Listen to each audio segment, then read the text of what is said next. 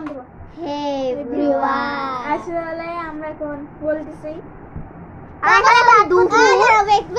Wait আমরা ইয়াটার লাইটটাকে setting করি। দাঁড়া আমরা লাইটটা সেট করি আর বলি এখন হলো দুপুর বেলা আমি করতেছি, আবার বলবেন রাতটা হয়ে গেল। বলছে রাতটা বেলায় কাশবে না, আমার ব্যাকসি থাকবে না।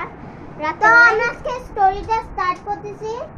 গল্পটার নাম আমি বলবো ফার্স্টে। গল্পটার নাম হলো এক রাতে আমরা সবাই মিলে খেলতেছিলাম, তখন হঠাৎ করে রাতে আসলে গ্রুপ গার্ল শুট ছিলাম, তখন হঠাৎ করে রাতে আমরা চারজন একসাথে তো ভয়ানক একটা কুকুর চিল্লায় উঠছে।